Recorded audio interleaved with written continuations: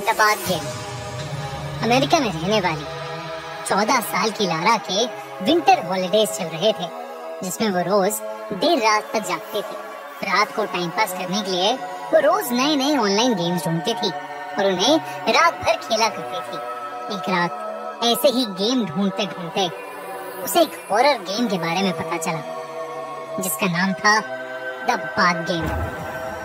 उसने इस गेम के बारे में कभी नहीं सुना था और इसलिए वो इस गेम के बारे में बहुत एक्साइटेड हो गई।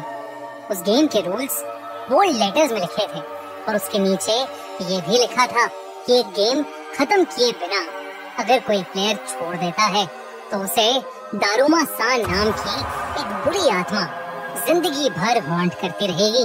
लारा ने अपने मम्मी पापा के सोने का वेट किया और उनके सोते ही अपने रूम की खिड़की और दरवाजा लॉक कर लिया।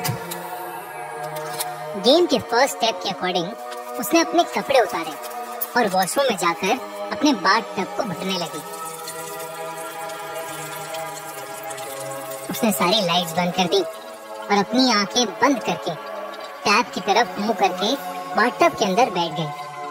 गेम का दूसरा स्टेप था कि एक जापानीज मंत्र को बार बार रिपीट करते हुए अपने बाल धोना, और लारा वही करने लगी। उस मंत्र को बोलते बोलते उसने अपने बाल धोना खत्म कर लिया और उसे वहाँ बंद आंखों में ना तो कोई आवाज सुनाई दी और ना ही बाथरूम में किसी की प्रेजेंस फील हुई। लारा ने द बाथ गेम को बकवास समझा और वो अपनी आंखें खोलने ही वाली थी कि तभी उसे बाथरूम में किसी के चलने की आवाज आई। वो आवाज एकदम तेज हो गई। तभी वहाँ सफेद फटे हुए मैले कपड़ों में एक औरत उसके सामने आ गई। वो एकदम से बाथटब के अंदर गिर गई, जिसकी वजह से उसकी दाईं तरफ की आंख एक जंग लगे हुए टैप पर लगकर बाहर निकल आई और लटकने लगी। उसकी आंख से ढेर सारा खून निकलने लगा और वो पूरे बाथटब में फैल गया। लारा इन आवाजों से सहम सी गई। वो आंखें खोलने का सोच ही रही थी, पर तभी उसे गेम के रूल्स याद आ गए और उसने उस औरत से पूछा, Why did you fall in the bathtub? यानी तुम बाथटब में क्यों गिर गई? ये कहते ही लारा गेम के अकॉर्डिंग बाथटब से निकलकर बिना मुड़े बाथरूम के बाहर निकल आई। उसे इस बात का विश्वास ही नहीं हो रहा था कि उसे दारुमा सान की प्रेजेंस सच में फील हुई है। वो डर के मारे एकदम सुन्न पड़ गई। उसका उस वक्त मन कर रहा था कि वो अपने घर से भागकर कहीं दूर चली जाए, पर अगर वो गेम के आगे के स्टेप्स फॉलो नहीं करती तो दारुमा सान उसको हमेशा हॉन्ट करती रहती। तो वो रूल्स के अकॉर्डिंग अपने बिस्तर में जाके सो गई। उसे पूरी रात ऐसा लगता रहा जैसे उसे कोई देख रहा है। बहुत मुश्किल से वो कुछ घंटों के लिए उस औरत के बारे में ना सोच के सो पाई। अगली सुबह थोड़ी सी नींद मिलने पर लारा का दिमाग रिफ्रेश हो गया और वो अपने नॉर्मल रूटीन पर लग गई। वो वॉशरूम गई, उसने खाना खाया, पर जैसे जैसे वो एक जगह से दूसरी जगह जाती गई तो उसे अपने पीछे किसी के होने का एहसास होने लगा था। पर वो जब भी पीछे मुड़कर देखती तो वहाँ कोई नहीं होता था। उस दोपहर लारा की मॉम उसको शॉपिंग के लिए सुपरमार्केट ले गई। लारा को अब भी लग रहा था कि दारुमा सान उसका पीछा कर रही है और लारा को लगा कि वो घर के बाहर निकलने के बाद दारुमा सान से शायद सेफ हो जाएगी, पर पूरे रास्ते उसे वैसा ही लगता रहा जैसे कि कोई उसको फॉलो कर रहा है और उसको घूर रहा है। सुपरमार्केट में शॉपिंग करते हुए उसकी मॉम दूसरी रो में सीरियल्स लेने चली गई। लारा एक रो में घर के बाकी सामान की शॉपिंग कर रही थी जब उसे अपनी आंखों के कोने से एक औरत दिखाई दी। उसने फौरन पीछे मुड़कर देखा, लेकिन वहाँ फिर से कोई नहीं था। तभी लारा वापस आगे मुड़ी और उसका दिल दहल उठा। उसने अपने हाथ में सामान की जगह दारुमा सान का कटा हुआ सर पकड़ा हुआ था। वो अचानक चिल्ला पड़ी और तभी उसकी मॉम ने उसे बिलिंग काउंटर पर आने के लिए आवाज लगाई। लारा ने जब फिर से देखा तो सब नॉर्मल था। उसके हाथ में नॉर्मल ग्रोसरी का ही सामान था। लारा बहुत घबरा चुकी थी, लेकिन उसने अपना मन शांत किया और बिलिंग काउंटर पर चली गई। बिलिंग के वक्त उसकी मॉम पेमेंट कर रही थी और लारा अपनी मॉम को सामान दे रही थी। अभी उसे कोने में खड़ी वही औरत दारुमा सान दिखाई दी। उसकी एक आंख की जगह अब एक छेद था। इससे पहले लारा कुछ कर पाती, वो औरत उसके बहुत ज्यादा करीब आ गई। तभी लारा को गेम का एक रूल याद आया और उसने तोरामे ये शब्द चिल्लाया और सुपरमार्केट के बाहर भाग गई। उसकी मॉम बिलिंग छोड़कर उसके पीछे भागी और लारा से उसके ऐसे बिहेवियर की वजह पूछने लगी।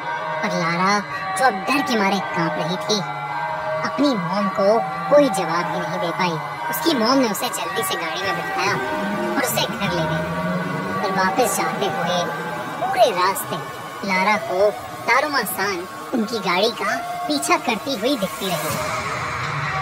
लारा की घबराहट और बढ़ती गई, क्योंकि जैसे जैसे उसकी मॉम गाड़ी की स्पीड बढ़ाती, दारुमा सान उतनी ही तेजी से उसके पास आने लगती। वो लोग जैसे ही घर पहुंचे, वैसे ही रोती हुई लारा चिल्लाने लगी, तोरामे तोरामे, और वो गाड़ी से भागकर घर के अंदर चली गई। लारा को अब डर के मारे फीवर चढ़ने लगा था और वो पूरे घर में दारुमा सान से बचते हुए तोरामे तोरामे चिल्लाकर अलग अलग कमरे में जाकर छुपने लगी। जो एक हॉरर गेम की तरह स्टार्ट हुआ था, अब वो लारा के लिए उसकी जिंदगी का सबसे डरावना एक्सपीरियंस बन गया था। लारा ने डिसाइड किया कि अब वो दारुमा सान को फेस करने के लिए आखिरी स्टेप के हिसाब से कांटे बोलकर एक एक्शन करेगी, जिससे ये गेम एंड हो जाएगी। लेकिन अब लारा जब भी दारुमा सान को फेस करके कांटे बोलने के लिए मुड़ती, तो दारुमा सान वहाँ से गायब हो जाती। लारा का सर अब डर से फटने लगा था और उसके पेरेंट्स से उसका ये पागलपन नहीं देखा जा रहा था। उन्होंने उसे नींद की दवाई दी और उसे बिस्तर पर लिटा दिया और उसके कमरे से वो तब तक नहीं गए जब तक वो सो नहीं गई। लारा की जब आँख खुली तो वो अपने बाथटब में थी। उसे अचानक लगा कि कोई उसे जकड़ रहा है और जब उसने पीछे देखा तो दारुमा सान ने अपने हाथों से उसे पकड़ रखा था और वो जोरों से हंस रही थी। लारा ने गेम को खत्म करने के लिए कांटे चिल्लाया। गेम के रूल्स के अकॉर्डिंग दारुमा सान की आत्मा वहाँ से गायब हो जानी चाहिए थी, लेकिन दारुमा सान और जोरों से हंसने लगी। तभी लारा को सांस आनी बंद हो गई। उसे ऐसा लगने लगा कि जैसे वो बाथटब के पानी में डूब रही हो। डूबते डूबते लारा की आंखें बंद हो गई। जब उसकी आंखें फिर से खुली तो वो अपनी मॉम के पास अपने बेडरूम में ही थी और पसीने से पूरी गीली थी। तभी लारा की नजर घड़ी पर पड़ी, जिसमें 12:30 AM हो गए थे।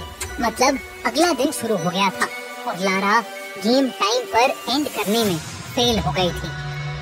लारा ये देखकर घबराहट के मारे रोने लगी और उसने अपनी मम्मी को जोर से गले लगा लिया। उस दिन के बाद से लारा को हर रात एक सपना आने लगा, जिसमें दारुमा सान उसे उसी के बाथटब में पानी में डुबाकर मार रही होती है।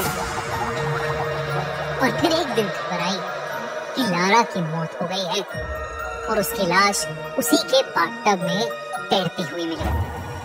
बात गेम के बारे में सबको तब पता चला जब लारा की मॉम ने उसकी डायरी देखी। लारा ने उसमें सब कुछ लिखा हुआ था। क्या आप ऐसे किसी गेम को खेलना चाहेंगे? हमें कमेंट्स में जरूर बताएं।